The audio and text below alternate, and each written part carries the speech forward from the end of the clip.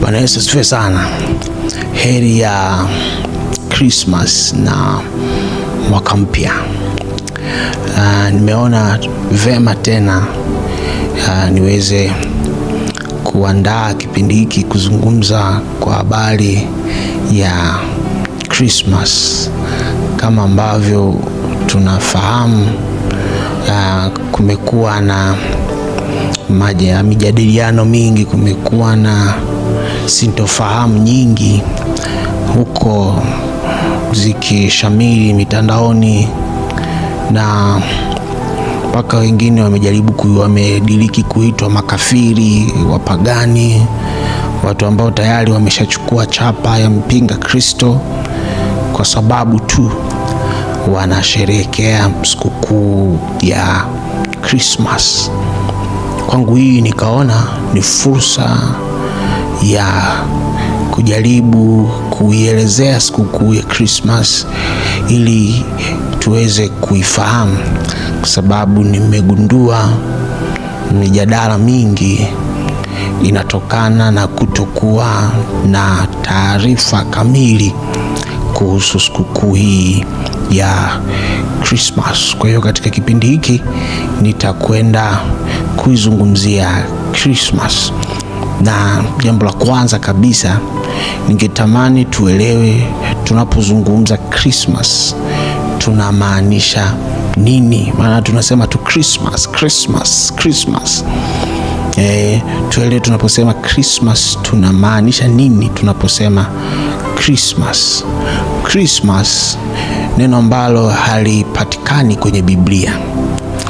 Siku moja nikiwa nafanya kipindi redioni, ndugu mmoja akapiga simu akasema, mchungaji, ukifungua Biblia unaiona Pasaka, ukifungua Biblia unaona Pentekoste, lakini mbona hatuoni Christmas? Ni kweli kabisa, ukifungua Biblia hawezi kulikuta neno Christmas. Kwa nini hawezi kulikuta neno Christmas? Kwa sababu Christmas inatokana na maneno mawili ya Kilatini, Christus ambaye kwa Kiswahili ni Kristo, halafu na misa kwa Kiingereza ni mass. Sisi kwa Kiswahili tunasema ibada. Sasa maneno mawili ukiyaunganisha ndio yanatengeneza neno Christmas.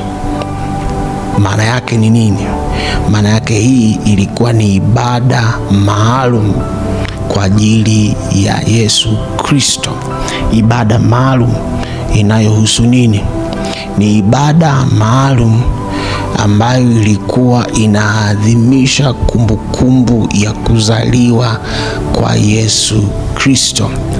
Kwa tunaposema Christmas, hii ni ibada maalum iliyotengenezwa, na ibada hii na nakala za kihistoria inaonekana ibada hii kutengenezwa rasmi katika kanisa ilikuwa ni mwaka 336 ndio wakaiunda hii ibada maalum ya kuadhimisha na kukumbuka tukio la kuzaliwa kwa Yesu Kristo.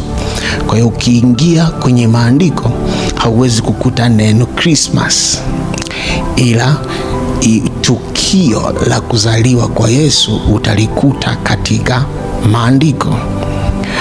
Utaona waandishi wa Biblia, hasa wainjilisti Mathayo na Luka, wametueleza tukio la kuzaliwa kwa Yesu.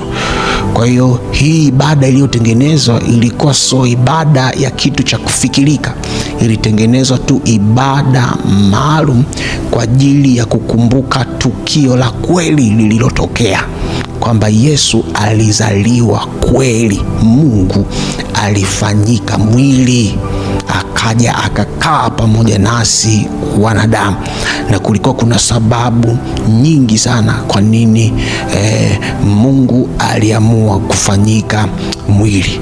Kwa hiyo tunaposema Christmas sasa, ndugu mtazamaji wangu, tunazungumza ibada maalum ambayo ilitengenezwa na kanisa kwa ajili ya kuadhimisha na kukumbuka tukio la kuzaliwa kwa Yesu. Sasa Christmas ingeweza kuwa haina maana kama tukio hili lingekuwa halijatokea kweli. Na mzuri ni kwamba ushahidi wa Yesu, wa uwepo wa Yesu duniani haupo tu katika Biblia. Ushahidi wa uwepo wa Yesu kwamba kweli kulikuwapo na mtu anaitwa Yesu upo hata katika waandishi ambao sio wa Kristo, ambao sio sehemu ya kanisa. Mmoja maarufu sana ni Josephus, anajaribu kutuonesha ya kwamba kulikuwa kweli kuna mtu anaitwa Yesu.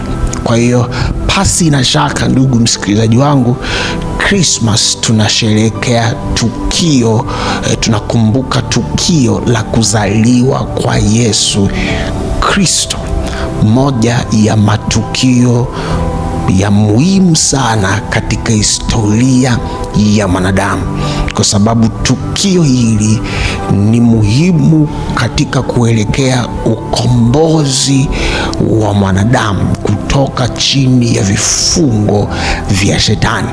Tukio hili la Mungu kufanyika mwili, kama lisingefanyika, maana yake mwanadamu asingeweza kupokea msamaha wa dhambi. Kwa hiyo ndugu msikilizaji wangu, ndiyo Christmas.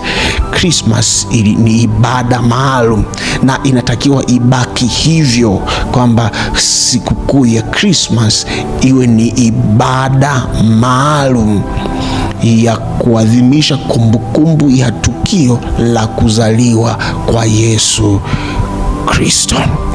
Hilo ni jambo la kwanza, ndugu msikilizaji wangu.